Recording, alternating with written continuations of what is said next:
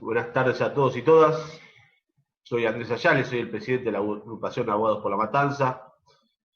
Vamos a empezar, a pesar de que sigue ingresando gente con esta charla, un horario raro. Nosotros generalmente la hacemos más tarde, pero bueno, la idea es empezar a hacer diferentes horarios con el fin de que la gente que no puede en un horario determinado también se dé la posibilidad, ¿no? Les agradezco a todos por seguir acompañándonos en este tipo de eventos. Veo muchos amigos, muchos colegas conocidos. No te También, perdón, voy a silenciar los micrófonos. Y principalmente le agradezco a la doctora de la Rata, una especialista en el tema. En lo personal me parece un tema muy interesante, un tema que quizás muchos no lo tenemos tan en claro, y está bueno repasarlo, como venimos haciendo esta serie de exposiciones que vienen dando los colegas. La idea es que nos llevemos algo práctico, que nos llevemos en estos momentos tan difíciles, nos llevemos un conocimiento y podamos compartirlo entre todos. Así que cuando vos quieras, Melissa, te pongo a disposición la charla. Ya tenés habilitado para poder compartir el PowerPoint. Dale. Bueno, buenas tardes a todos. En principio, gracias a Andrés y gracias a toda la agrupación por invitarme a dar esta charla. Veo conocidos, saludos a todos los conocidos. Bueno, les voy a contar un poquito lo que es el tema de la obra pública. Preparé una presentación para hacer, contándole lo que es la licitación de obra pública, por qué es necesario el tema de la licitación, el procedimiento y algunas cuestiones principales sobre el mismo. Les voy a empezar a compartir la pantalla. Esto sé que tarda un poquito.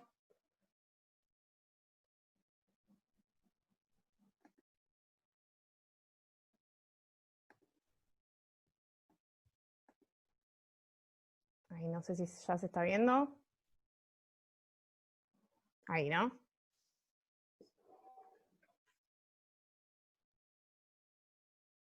Bueno, de esto es lo que vamos a hablar. Les voy a contar más que nada lo que es el procedimiento a nivel nacional, pero no quise dejar de nombrar lo que es un poco la normativa local de la provincia de Buenos Aires, ¿sí? El marco normativo a nivel nacional está dado por la Ley 13.064 y su decreto reglamentario, el decreto 1023, que es el régimen de contrataciones de la Administración Nacional, el decreto 1295 del 2002 y el decreto 691 del 2016, que estos tienen que ver con la ejecución del contrato de obra pública, más que nada tienen que ver con el precio del contrato, que es la redeterminación de los precios del contrato. Cuando hay variaciones en los precios que tienen todo un mecanismo, están reguladas por estos dos decretos. Y luego está el decreto 1336 y la resolución 197 del 2017, que estos son los que regulan los procedimientos que se hacen a través de los sistemas electrónicos. A partir del año 2016 se instaló a nivel nacional, esto incluye sobre todo, piensen por ejemplo que Vialidad Nacional licita en todo el país y es un organismo de la administración central, por lo cual aplica estas normas que les estoy diciendo, y lo hace electrónicamente. Entonces, todas las licitaciones que se llevan adelante se hacen por un sistema que se llama contratar. Las licitaciones de obra pública están encuadradas en este marco normativo, en el decreto 1336 y en la resolución 197. Luego, el decreto 1169 y la disposición 22 de la Oficina Nacional de Contrataciones, lo que establecen es a esta Oficina Nacional de Contrataciones como el organismo rector de las obras públicas, que hasta ese momento las obras públicas a nivel nacional no tenían ningún organismo rector. Sí, las licitaciones de bienes y servicios, pero no las de las obras públicas, ¿sí? Como comparativo tenemos en la provincia de Buenos Aires la ley 6021, que establece la definición de obras públicas, y si ahora lo comparamos, más o menos vamos a tener el mismo lineamiento, ¿sí? Cuando hay una obra pública, cuando es un trabajo, servicio o construcción que se haga con fondos del Tesoro y lo haga una administración pública. Fíjense que la ley 13064 establece obra pública nacional a toda construcción, trabajo, servicio e industria que se ejecute con fondos del Tesoro, y en la ley de la provincia de Buenos Aires habla de todas las construcciones, instalaciones y obras que ejecute la provincia o sus reparticiones. Así que, por eso hago la comparación, diciéndoles que en general los procedimientos licitatorios respetan todos el mismo esquema, ¿sí? Más allá de las normas en particular. Por eso me baso en el procedimiento a nivel nacional, que se replica, si bien con sus especificidades en la normativa local, siguen más o menos todo el mismo procedimiento. Ahí les contaba que el decreto 1336 aprueba la implementación de lo que es este sistema a contratar, que es un sistema en donde ya no se presentan ofertas en papel, sino que todo es a través de medios electrónicos. ¿Cuáles son las características del contrato de obra pública? Es un contrato bilateral, siempre tenemos dos partes, el Estado obligatoriamente es una, ¿sí? Es un contrato oneroso, jamás van a tener una obra pública gratuita, siempre el Estado paga, aunque paga con sus dificultades, en general paga. Es conmutativo porque desde el principio están establecidos los derechos y obligaciones de la parte, es un contrato netamente administrativo porque así está establecido en la ley de obras públicas, es formal, porque siempre va a haber un contrato firmado, más allá de que les contaba recién que ahora tenemos un sistema electrónico por el cual se hacen las obras públicas, siempre va a haber un contrato formal, ¿sí? Es de colaboración y es intuito personae. ¿Por qué? Porque hay un procedimiento, que es el procedimiento de obras públicas, en el cual se elige a una persona. Entonces ese contrato no puede cederse, porque es esa persona que es elegida, ¿sí? Esa persona, esa empresa que es elegida, y no puede otro reemplazarlo, salvo que la administración lo autorice o que la administración revoque el contrato y haga otra licitación. Hay todo un montón de cuestiones por la cual esa persona puede dejar de serlo, pero en principio es intuito personae, ¿sí?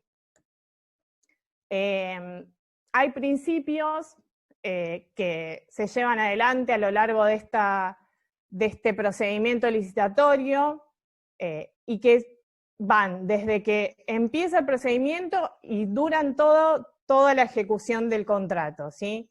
Que son la razonabilidad del proyecto y la eficiencia en la contratación para cumplir el interés público comprometido, ¿sí?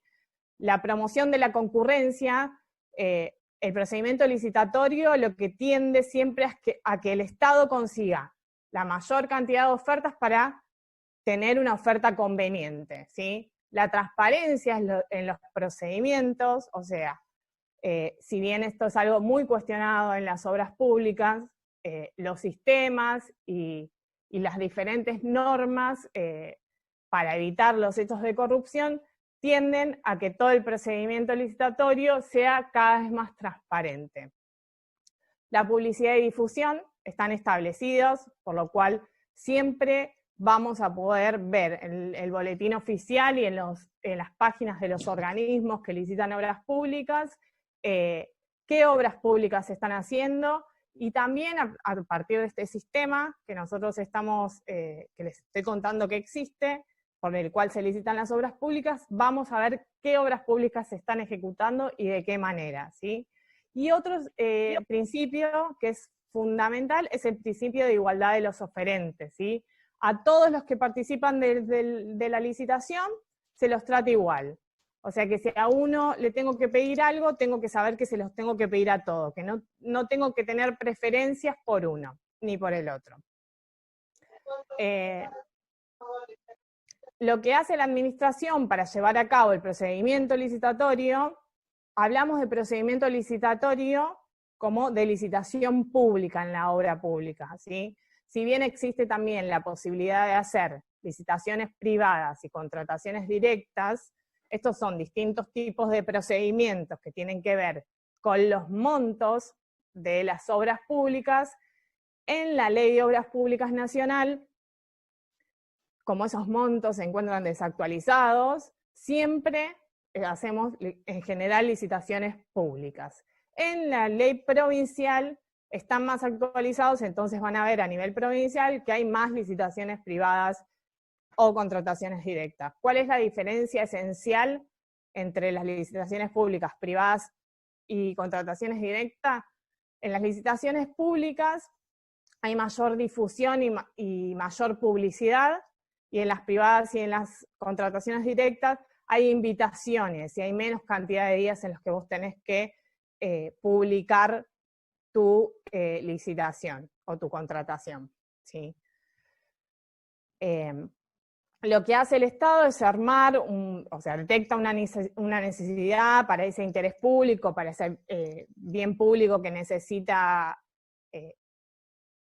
llevar adelante a través de una obra pública, prepara un proyecto, un presupuesto oficial, pliegos de bases y condiciones generales, los aprueba a partir de un acto administrativo y llama a licitación pública en el caso como veíamos.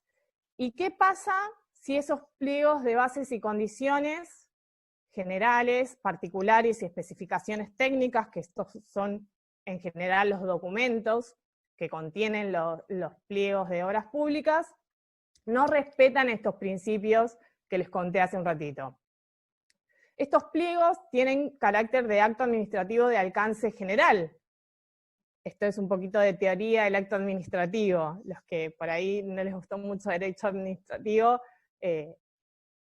les rememora un cachito lo que vieron en la facultad. Son de alcance general porque están dirigidos a un número indeterminado de personas, ¿sí? Tienen un carácter reglamentario porque se incorporan al ordenamiento. Por lo que para impugnarlos, porque afectan los principios que rigen todas las licitaciones, voy a tener que invocar un interés legítimo y voy a tener que hacer un reclamo administrativo. Y eso lo tengo que realizar previo a la apertura de ofertas, ¿sí? Entonces, lo que se hace es, hay un acto administrativo que aprueba los pliegos, se publica la licitación, y es el momento en el que los oferentes preparan su oferta y luego, en una fecha y hora indicada, van a realizar su apertura. Desde el momento en que se publican los pliegos hasta el momento de la apertura, yo puedo, si veo afectada que los principios, o que el pliego está dirigido, o que afecta, o que es contrario a la normativa, o que hay cosas en contrario entre un pliego general y uno particular, puedo hacer este reclamo administrativo, ¿sí? Como les contaba también, el procedimiento de competencia de las ofertas empieza con la apertura de las ofertas, que se establece una fecha para la apertura de ofertas, que en el sistema se hace electrónicamente. Los que han participado en licitaciones saben que antes uno presentaba la oferta en papel en el organismo hasta la fecha y hora indicada. Si no lo presentaba en el momento en el que decía el pliego, o sea, si yo tenía la apertura de la licitación hoy a las 2:30 de la tarde, y llegué 2:31 con el sobre a presentar la documentación, perdía mi posibilidad de participar en la licitación, porque ese plazo para presentar ofertas es un plazo fatal, así le dicen los administrativistas. Es un plazo que no podía prorrogarse. Una vez que había operado, nadie más podía participar. Hoy eso es un acto público, ¿sí? el acto de apertura de ofertas es un acto público. La apertura de ofertas opera electrónicamente, ¿sí? Así que sigue siendo un acto público, pero se hace en el sistema este que les contaba, que es el sistema contratar, ¿sí? De repente uno actualiza la computadora y va a ver que hay un acta de apertura de ofertas en donde se encuentran volcadas todas las ofertas de esa licitación de obra pública.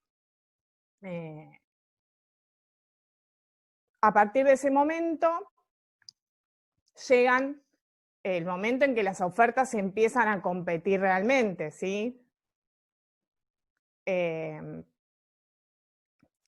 Esto ahora se los cuento. Cuando opera la apertura de ofertas, voy a ir un poquito para atrás. Cuando opera la apertura de ofertas, antiguamente, y pasa todavía que hay lugares donde no se usa el sistema, ¿sí? Estaba este acto público en donde los demás oferentes se sentaban en un salón con los funcionarios que realizaban la apertura de las ofertas, que eran realmente abrir sobres con documentación preparada, y revisaban cada uno las ofertas para saber más o menos de qué consistía la documentación que los demás oferentes y la información que los demás oferentes habían presentado. Como hoy por hoy existe esta apertura que es electrónica, no está esta posibilidad, por lo cual, operada la apertura de ofertas, empiezan, según la normativa nacional, 2 días de vistas. Los 2 días de vistas son los 2 días subsiguientes al día de la apertura, ¿sí? La vista, ahí sí vamos un poquito para adelante, la vista de las ofertas se hace en el lugar, ¿sí? En el lugar en el organismo, y como es electrónica, podemos llevar un pendrive donde nos van a copiar las ofertas, y no necesitamos presentar un pedido formal de vista para que nos la otorguen, ¿sí? Porque deberíamos poder acceder al expediente donde tramita nuestra licitación sin un pedido formal, porque eso establece la normativa actual de vista de las ofertas. A diferencia de lo que establece el reglamento de procedimientos administrativos, que nos dice que vos tenés que pedir por escrito la vista en cualquier procedimiento administrativo y te la tienen que otorgar por escrito. En ese caso, se suspende el plazo de vista, ¿sí? Si vos lo pedís por escrito, suspendés el plazo. O sea, vos presentas un escrito en el que pedís vista, hasta que no te lo otorgan, no corre ese plazo de 2 días. Pero si vos vas personalmente, te lo tienen que otorgar, ¿sí? Porque está establecido en la normativa que los días de vista son los 2 días subsiguientes a la apertura de ofertas. Algunas cuestiones que si nosotros asesoramos empresas tenemos que tener en cuenta para que no sean descartadas, ¿sí? Hay un registro de sanciones laborales que se llama Repsal, que en general lo que hace es hacer revisiones para si las empresas tienen trabajadores en negros o mal registrados, y lo que hace es aplicar sanciones. Si la empresa que yo represento tiene sanciones en ese registro laboral, tiene una imposibilidad de contratar con el Estado, por lo cual no se va a poder presentar a la licitación. Es una imposibilidad para contratar con el Estado. Después, si yo, mi empresa, la empresa a la que asesoro, conoce a alguno de los funcionarios que va a resolver esa licitación, tengo que declararlo. Esto era lo que hablaba un poquito antes de el tema de la transparencia. Tengo que hacer una declaración jurada, porque así me lo exigen las normas, de que conozco al funcionario porque es pariente, porque trabajé con él, de que lo conozco. Esto lo que le hace a la administración es obligar a que ese funcionario se abstenga de resolver la licitación y pasa a que lo resuelva otro funcionario. Luego también hay una cuestión que tenemos que tener en cuenta, es que para contratar con la administración, nuestra empresa que representamos no tiene que tener deudas, ningún tipo de deudas, ¿sí? Tiene que haber entrado en alguna moratoria, si tienes deudas previsionales, deudas fiscales, todas esas deudas, como el Estado tiene vinculados todos sus sistemas, cuando establezca a ver si tiene deuda o no, va a salir que tiene deuda, y esa es otra de las imposibilidades para contratar con el Estado.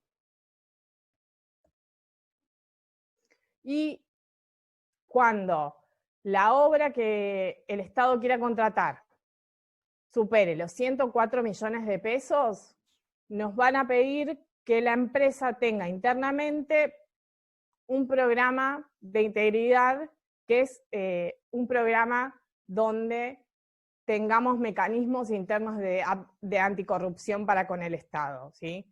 Sí, lo pide a través de una declaración jurada. Sin esa declaración jurada, tampoco vamos a poder contratar con el Estado, porque es una condición necesaria.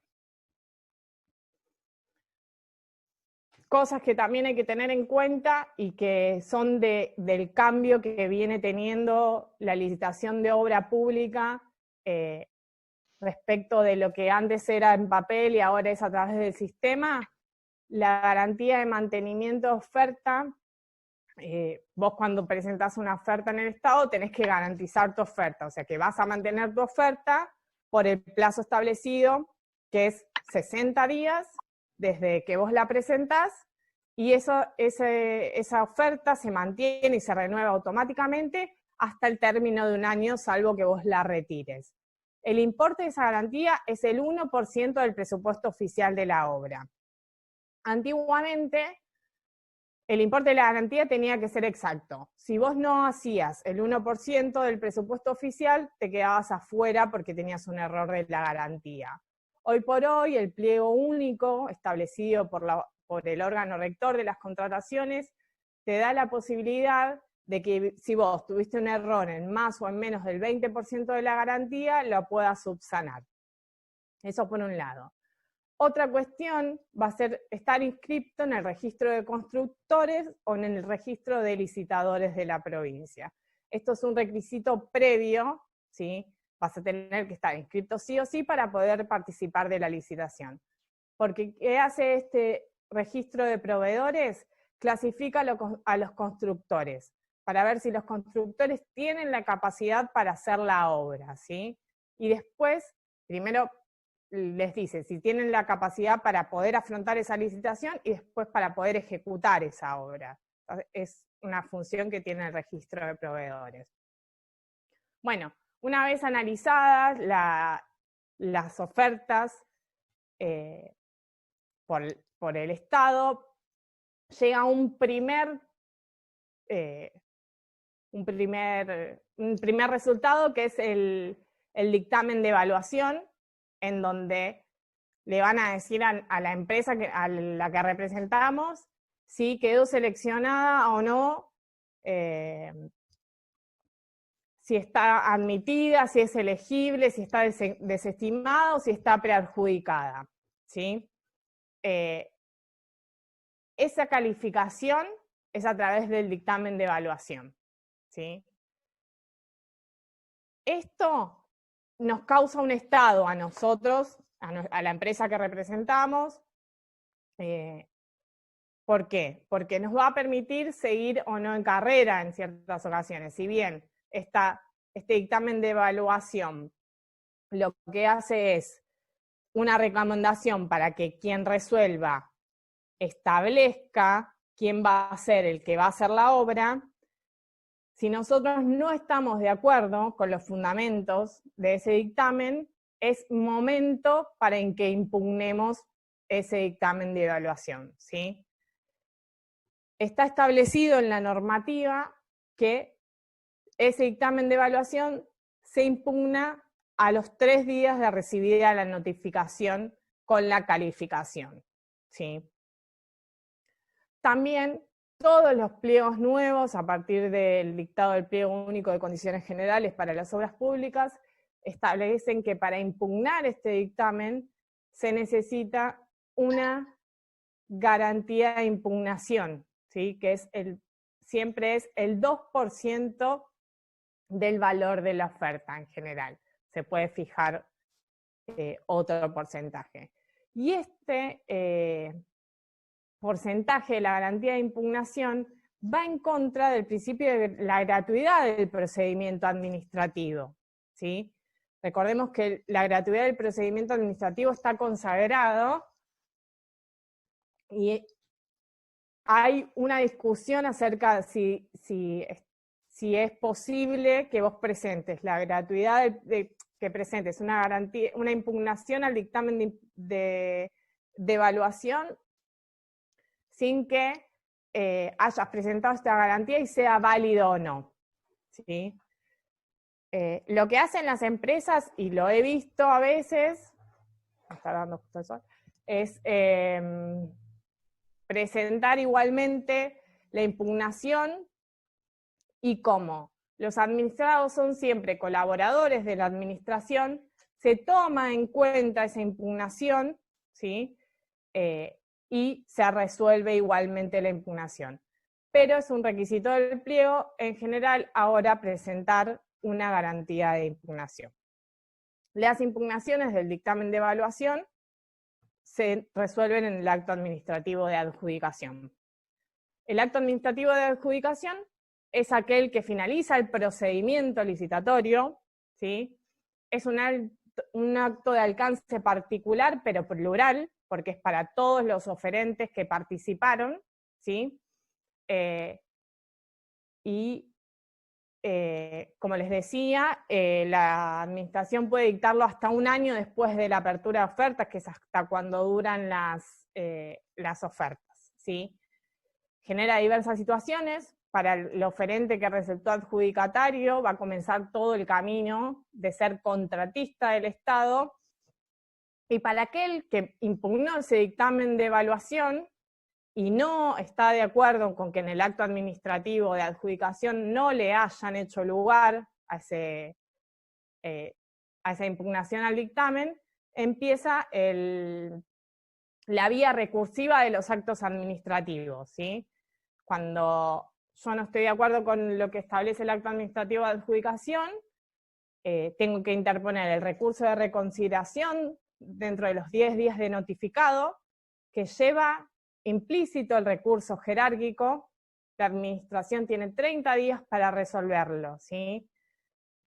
Agotada la vía administrativa, se encuentra expedita la vía judicial, y tengo, como dice el artículo 25 de la Ley Nacional de Procedimientos Administrativos, 90 días hábiles para interponer la acción judicial. Una vez que firmo el contrato, que habíamos llevado a la firma del contrato, más allá de la vía recursiva, una cosa que les quiero decir es que, más allá de que yo tenga la vía recursiva, el acto administrativo, los actos administrativos se presumen legítimos y tienen fuerza ejecutoria, o sea que salvo que yo interponga una acción de amparo, una medida autosatisfactiva, en la que solicite la suspensión del acto y judicialmente ordenen a la administración suspenderlo, ese acto va a seguir surtiendo efectos, por lo cual la obra se va a empezar a ejecutar con el oferente que haya ganado, ¿sí? La diferencia sustancial de un contrato administrativo con un contrato civil son las facultades exorbitantes que tiene la administración, ¿sí? Siempre en los contratos civiles nosotros tenemos autonomía de la voluntad. En los contratos con la administración, ¿qué pasa en principio? La administración establece las pautas, que son estos pliegos de condiciones generales, particulares y especificaciones técnicas, a las cuales los oferentes se adhieren de alguna manera. Si la administración necesita hacer alteraciones del contrato, en la obra pública hasta el 20% son obligatorias. Si hay cuestiones que el oferente, que el contratista ya en esta parte no hace de acuerdo a lo que establecen los pliegos de condiciones o las órdenes de servicio, en la ejecución del contrato se pueden aplicar multas, ¿sí? La administración puede revocar el contrato o resolverlo, y puede todo el tiempo inspeccionar también.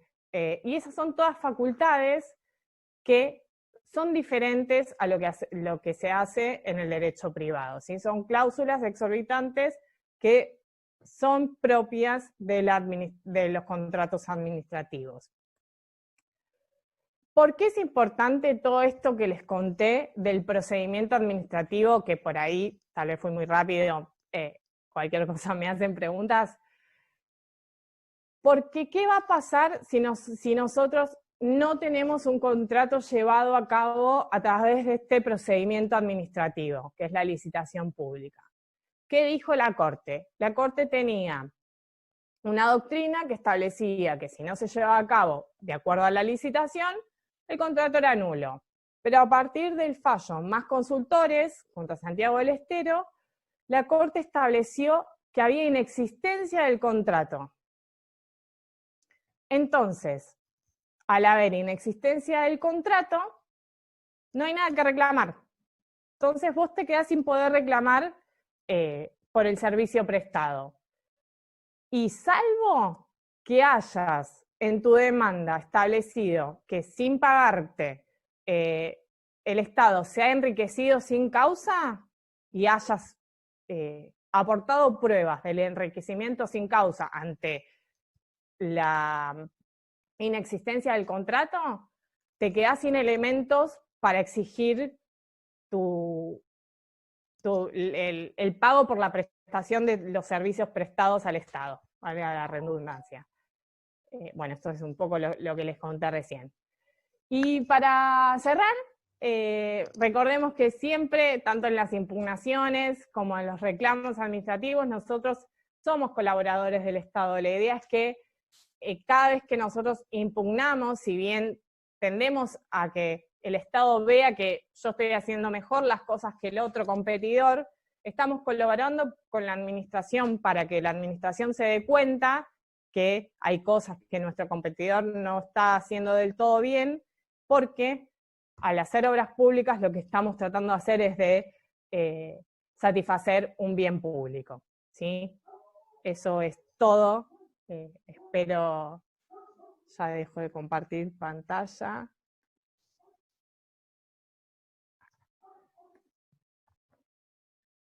Ahí está. Fue así como medio, detuve el video, aparte de dejar de compartir pantalla, ahí está. Fue como muy básico porque no sé qué nivel de conocimiento de licitación de obras públicas tienen todos los oyentes, pero bueno, no sé si hay dudas, consultas. Perdón. Hola, buenas tardes. Hola Melissa, ¿cómo estás? Hola, Sil, ¿cómo estás? Bien. La verdad que excelente la explicación, concreta, para que todos la pudieran entender. Tengo un reflejo atrás porque tengo la persiana abierta, pero bueno, no importa. Los que tengan alguna pregunta para poder hacerla a la doctora Melissa de la Rata, lo pueden escribir en el chat, o si quieren habilítense el micrófono y lo van consultando libremente. Voy a ir leyendo el chat a ver si quedó alguna pregunta que habían anotado durante la charla. Dale.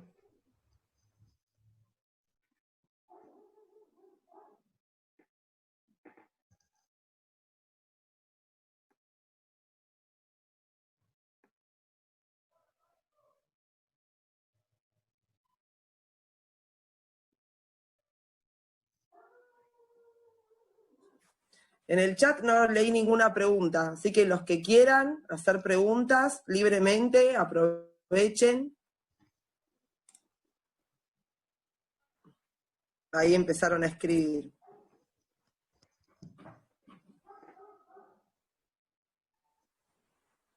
Bueno, una pregunta, Melissa, de Daniela. ¿Cómo es el tema de los montos para determinar si es una licitación pública? Mira, en la Ley de Obras Públicas, el artículo 9 tiene establecidos los montos que son muy bajos, ¿sí? Por lo cual, en general, salvo que hagas una obra muy chiquitita, es licitación pública.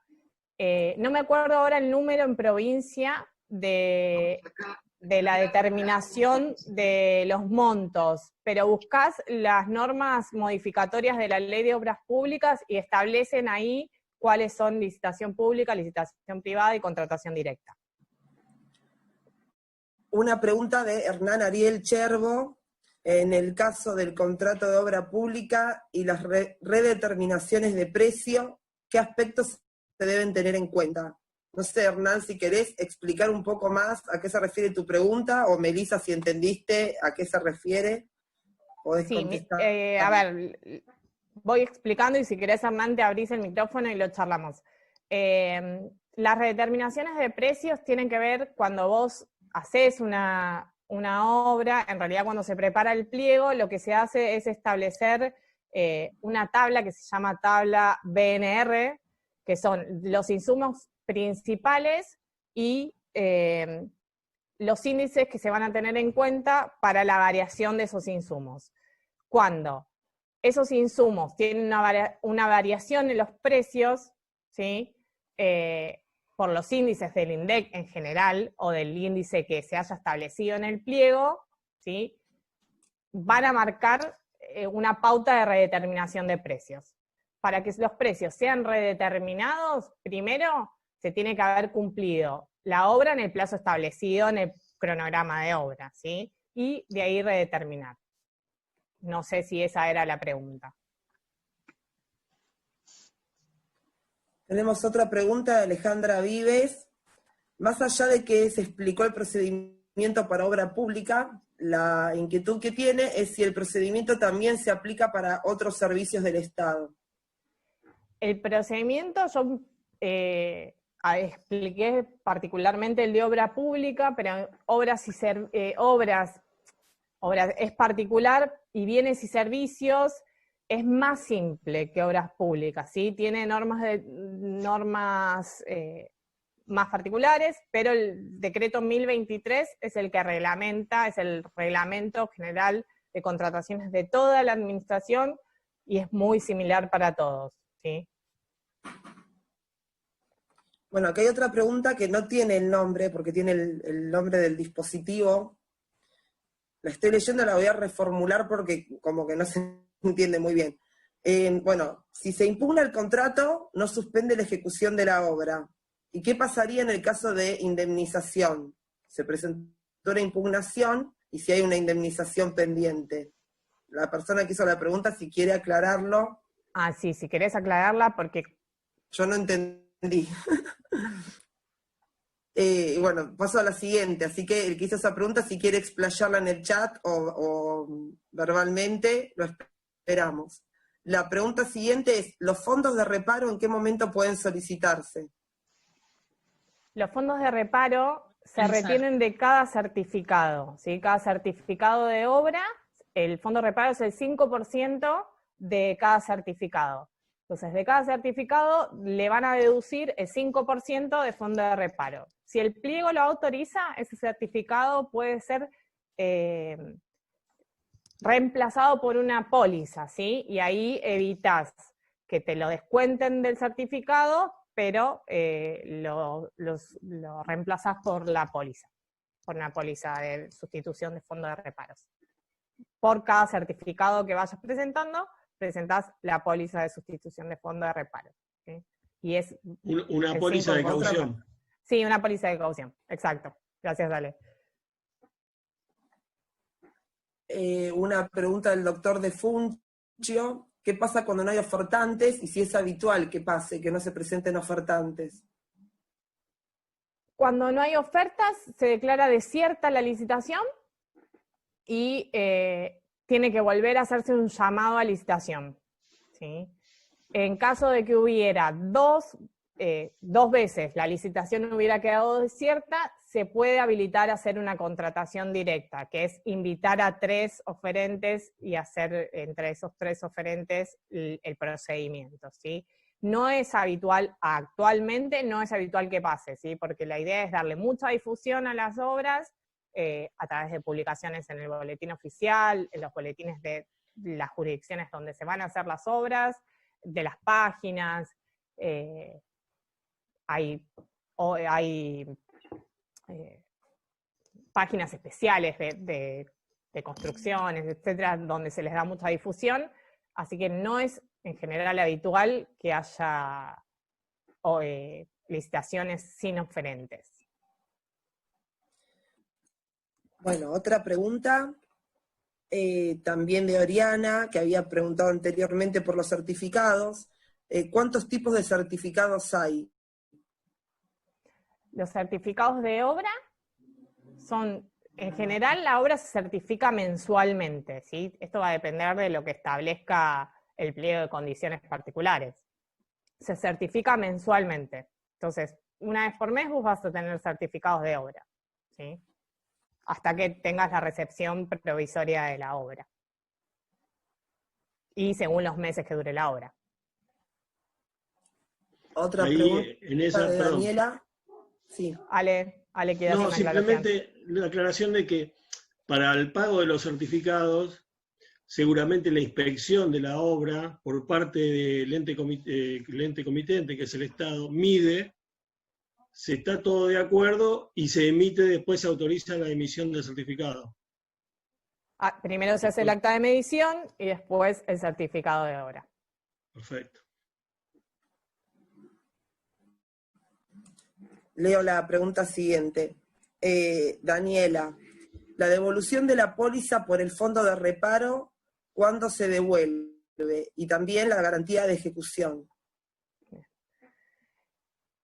La póliza de fondo de reparo el fondo de reparo se va reteniendo para cuestiones que vayan saliendo mal, digamos, de la obra. Entonces se devuelve al finalizar, ¿sí? Pero cuando la obra termina hay una recepción provisoria y luego de 1 año hay una recepción definitiva, ¿sí? Que es un plazo de garantía que tiene esa obra. La ejecución del contrato termina después del plazo de garantía total, ¿sí? Por lo cual, la garantía de ejecución se devuelve después de que termina todo el contrato, ¿sí? Y el fondo de reparo es para reparar todas las cuestiones que vayan sucediendo durante todo el contrato. Así que todas se devuelven en ese momento. Bueno, después tenemos otra pregunta de Rocío. ¿En qué momento se daría el replanteo de obra y en qué consiste? El replanteo de obra se da el inicio de obra. Cuando se inicia la obra, empiezan lo que se llama el plazo de obra, ¿sí? Y ese es el replanteo de obra, ¿sí? Plantear la obra, empezar a ejecutar la obra. Y bueno, después la otra pregunta que pedimos que la ampliara, acá la amplió. Entendiendo que en la impugnación no suspende la ejecución de la obra, entonces, ¿cuál sería el objetivo de impugnar el dictamen de evaluación? Porque de todas maneras, cuando lo resuelvan en el acto de adjudicación, el otro oferente habrá ganado. Entonces, mi consulta es, si impugno el dictamen, ¿será en razón de obtener una indemnización? No, a ver, yo impugno el dictamen porque lo que quiero hacer es hacer entrar en razón de alguna manera a la administración, a la comisión evaluadora, para que vea que se equivocó. O sea, yo no impugno el dictamen porque quiero hacer perder tiempo a la administración, ¿sí? Yo impugno el dictamen con fundamentos, o sea, la administración en el dictamen de evaluación me va a dar todos sus fundamentos de por qué eligió a uno sobre el otro, ¿sí? O por qué me desestimó, o por qué resulté no elegible, ¿sí? Si yo impugno ese dictamen, lo que voy a hacer es decir por qué la administración se equivocó respecto a mí, ¿sí? Y respecto a elegir a otro, ¿sí? Y el objetivo que tiene mi impugnación es que el acto administrativo de adjudicación sea diferente al dictamen de preadjudicación, ¿sí? Porque el dictamen de evaluación no es definitivo, no obliga a que el funcionario que vaya a adjudicar tenga que adjudicar conforme lo que diga el dictamen de evaluación, ¿sí? ¿Se explicó? O sea, ¿me expliqué? Quise decir, estoy repensando la pregunta como la habían hecho. Acá Daniela pregunta... Exacto, no es vinculante. Sí, ahí lo leí, sí. El dictamen de evaluación no es vinculante para quien resuelve, ¿sí? Pero no había algo... A ver, para. Igual, Meli, sí, yo creo que por ahí, el plazo de ejecución empieza a correr a partir de la firma del contrato. Claro, ahí sí, por eso me parecía que había algo, por eso estaba tratando de leer la pregunta. Claro, no en el periodo de la declaración de quién es el ganador de la licitación. Claro, ahí está, creo que está confundido en cómo plantea la pregunta, porque dice, entendiendo que la impugnación no suspende la ejecución de la obra. Como bien dice Ale, la ejecución de la obra empieza luego de la firma del contrato. Para que haya firma del contrato, tiene que haber acto administrativo que adjudique la licitación, ¿sí? Después del acto administrativo que adjudica, se firma el contrato. Y luego, con el acta de inicio, empieza la obra, ¿sí? Son 3 pasos diferentes, ¿sí? Yo impugné el dictamen de evaluación porque quiero ganar la licitación, ¿sí? Y lo que hago es tratar de que la administración cambie de parecer y me adjudique a mí en vez de al que estableció que era el que tenía más posibilidades de ganar esa licitación. Creo que ahí quedó claro, ¿no? No sé, ¿cómo no tiene el nombre? Sí, ahí contestan que había entendido, que ya entendió. Perfecto, perfecto. ¿Alguna otra pregunta? ¿Algún comentario?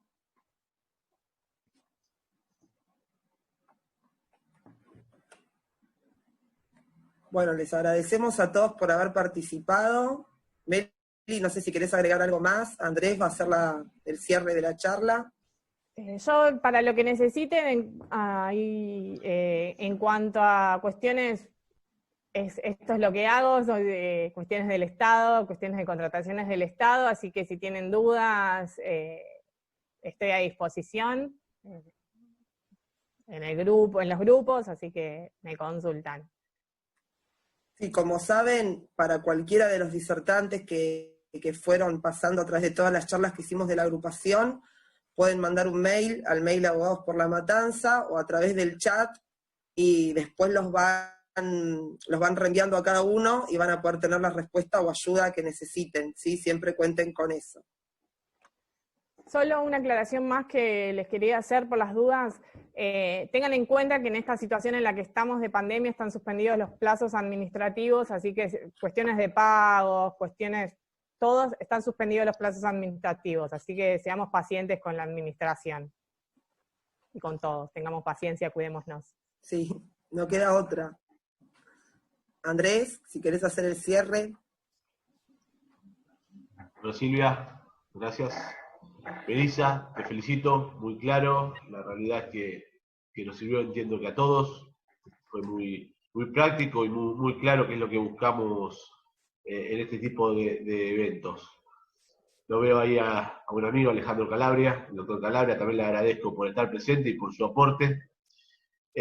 Así que te agradezco, reitero el agradecimiento, Melissa, felicitaciones, tu compromiso con el colega en este tipo de eventos solidarios donde tratamos de que todos entre todos poder ayudarnos en esta profesión tan solitaria y tan difícil. Lo estamos viendo, les agradezco a todos. Nos estamos viendo en próximos eventos que estamos realizando.